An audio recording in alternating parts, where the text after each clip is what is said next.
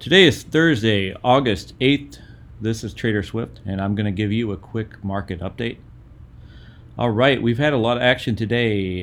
This is going to be a really quick update for me, and also going to be very much off the cuff because I did not trade the markets today. I was traveling a bit today, and then had several meetings this afternoon. So I was just popping in and out, checking to see how things are going. But just looking at the markets, I really wish I was there and trading today because it looks like we had a lot of action to the upside, which is great.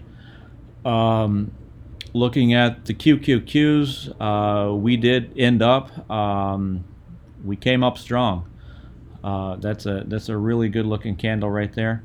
Looking at the S&P 500, not as strong as the Qs, but still fairly good. Anytime you're up that much on a day, 1.67%, and the SPYs, that's a good day. The one thing I do want to note with both the Qs and the SPYs is, again, this is on lighter volume. We came down hard and fast last week, and then this week we're retracing a bit on lighter volume, but this is fast movement. So, as I've been saying the last few days, these are volatile times. You're going to go up fast, you're going to go down fast.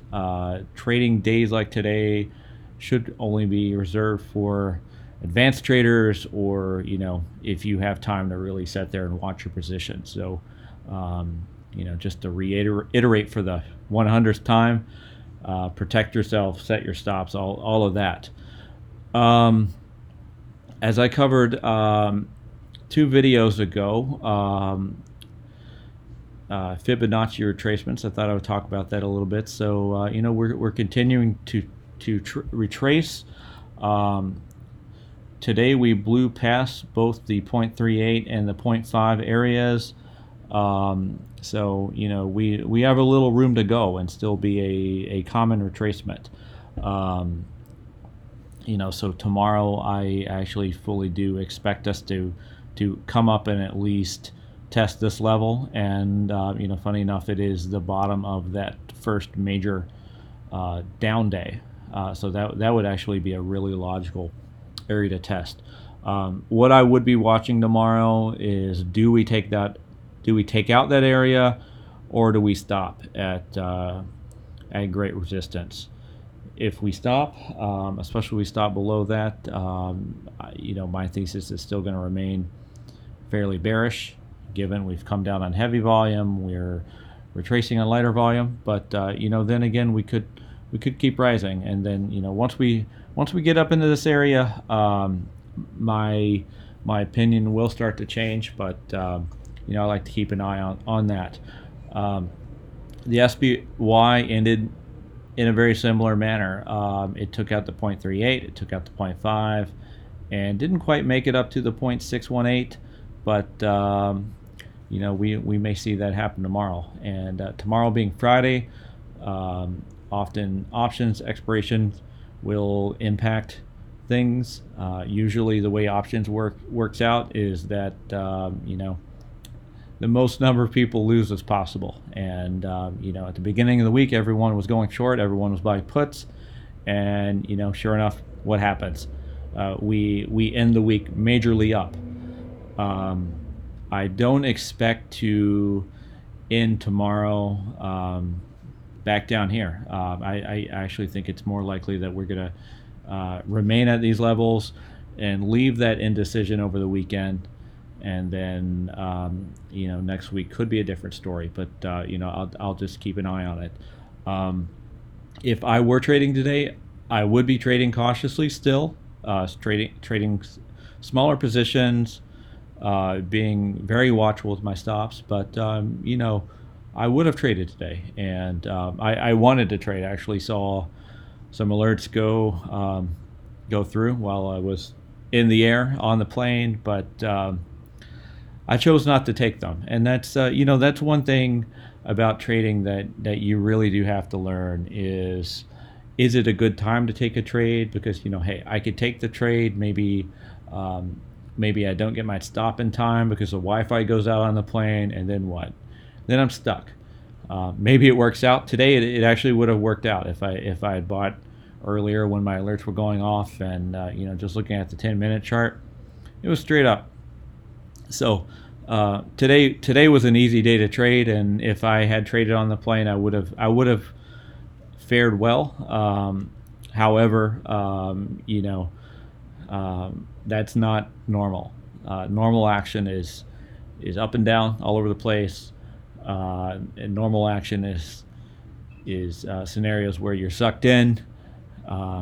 Something looks real attractive, and before you know it, the tide completely changes, and then you're caught flat-footed. So in a market like this, you've got to be ready for that. And I wasn't in a position where I was able to react quickly, so I just chose not to trade. Again, I'm being cautious. Largely, it's going to be the same scenario for me tomorrow. I'm in meetings all day. I'm not going to be trading.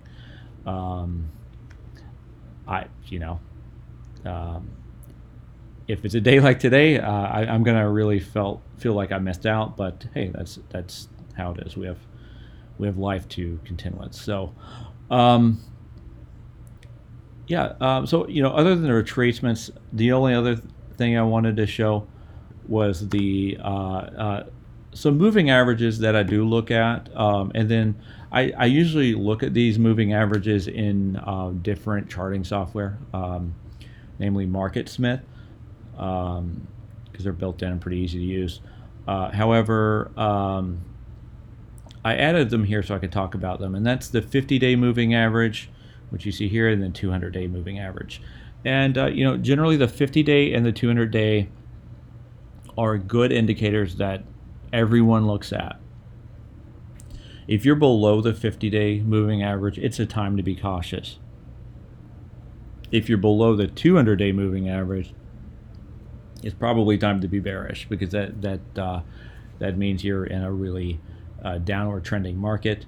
So these last couple days, I've been watching to see how we have fared against that. When on Monday, I was thinking, well, one, it's possible that we go back and test these lows, but this 200-day moving average also could have been a level of support. So this could have been a stopping point.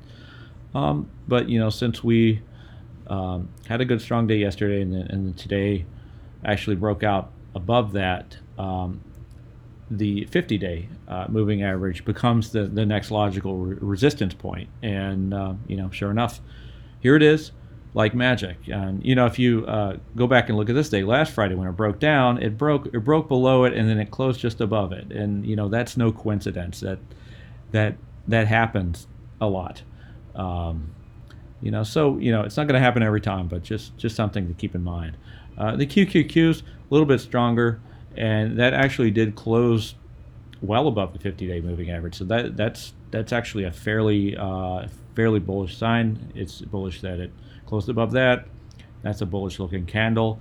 It is on lighter volume. That I don't love. It's above average volume, which helps build the case. But again, I'm looking at all these factors and trying to just form an opinion. And also in times like this, it's important to not hold an opinion too strongly. I was just talking about retracements. Maybe it came down, it's going to retrace. Maybe it's going to go back down. Simple ABC fashion like that, retraces up, and then back down to hit that logical swing point. That's one scenario. But I don't want to be too caught up in that's what's going to happen, because the moment I think that's what's going to happen, that's going to end up not being what happens. Usually what happens is the market tries to set it up, it's set up to be some perfect scenario where everyone sees it. And if everyone sees it, what happens? It does just the opposite of that. So what could also happen is that it recovers right up in a V. That V shape happened right here. Boom, boom. Now there was a slight one here, but it was almost a straight line recovery. So that happens as well. So I'm going to be watching that 0.618 area. That's kind of where my opinion changes. And then I'm also going to be looking at, here, does it stall out? And if it stalls out, that actually might be a good area. That 0.618 might be a good area to go short. Otherwise, if you're looking to go long now, it's probably too late, at least for the indexes. Now, there may be other stocks that are setting up, and you can still get good entries. But I had a bunch of alerts go off yesterday. I had a bunch of alerts go off today. Trades I would have taken. So, be cautious and make sure you are getting good entries when you do get good entries. Make sure you're trading smaller when you do trade. And just remember, this could be a retracement, but also sometimes on lighter volume, it can creep back up there. So, you have to keep an open mind. You have to take the information that's available to you today and make a plan for tomorrow.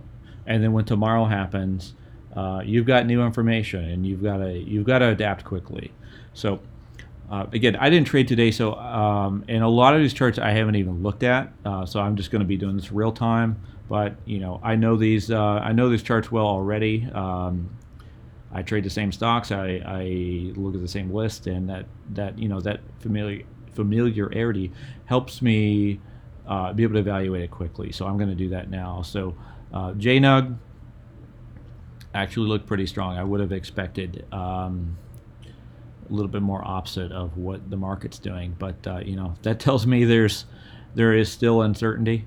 So congrats to all the people that have been taking great JNUG trades, because it's been paying pretty well. Team, again, Team has been one of the strongest on my list, and it continued. Yesterday I took that trade here, and as you remember, I closed it out for several different reasons. If I would have held, it would have been great.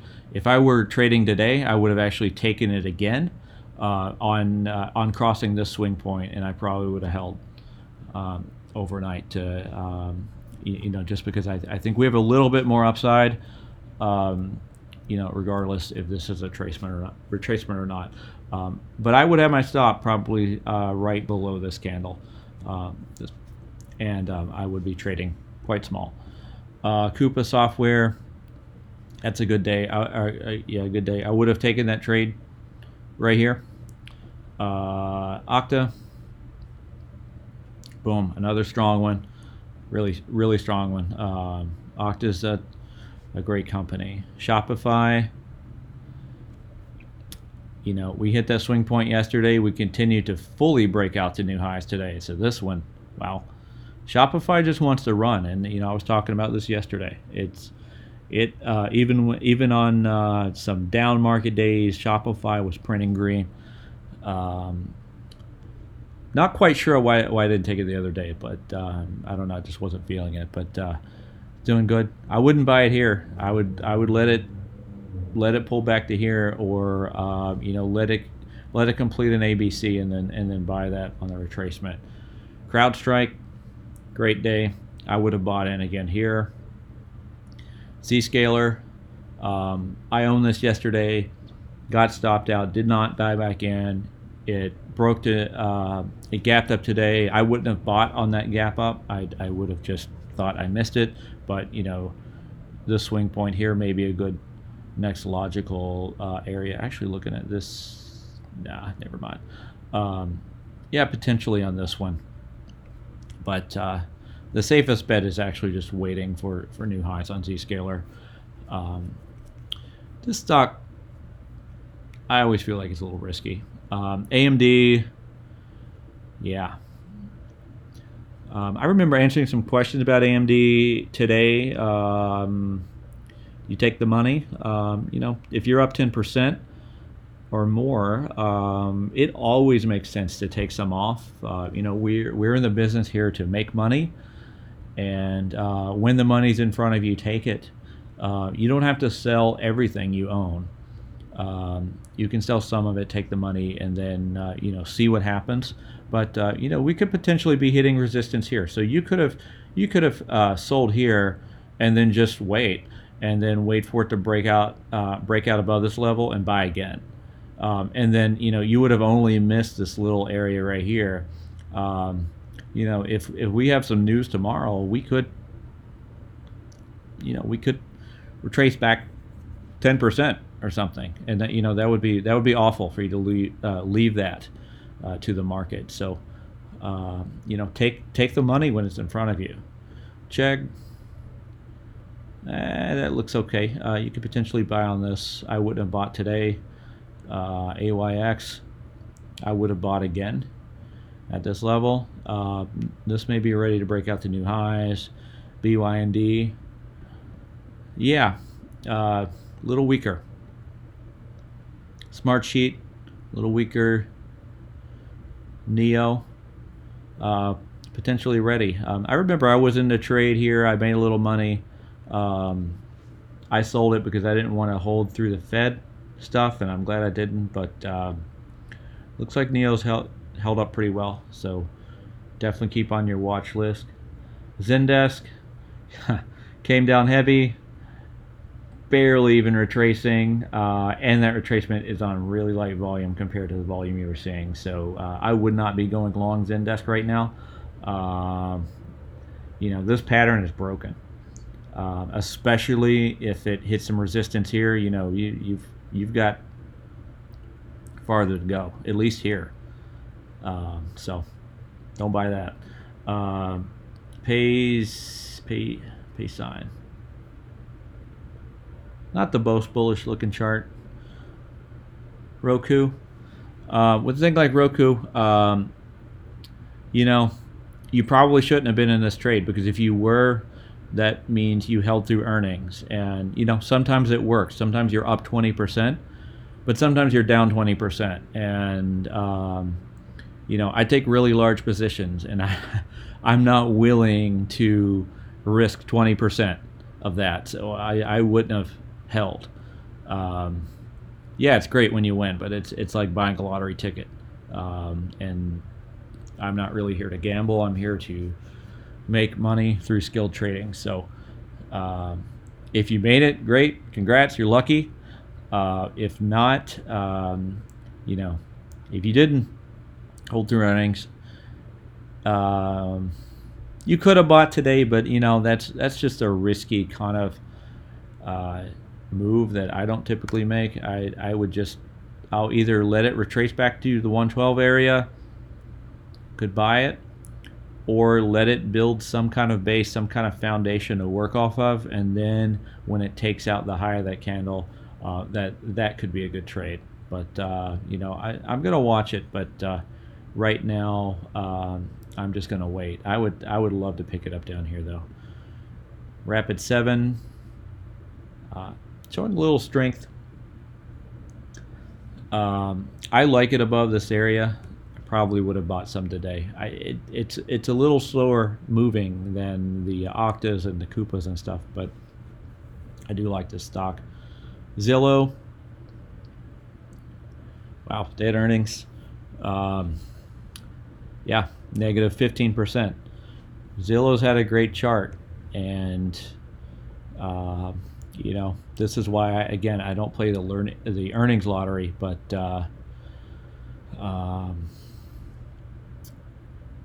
yeah, that's too bad.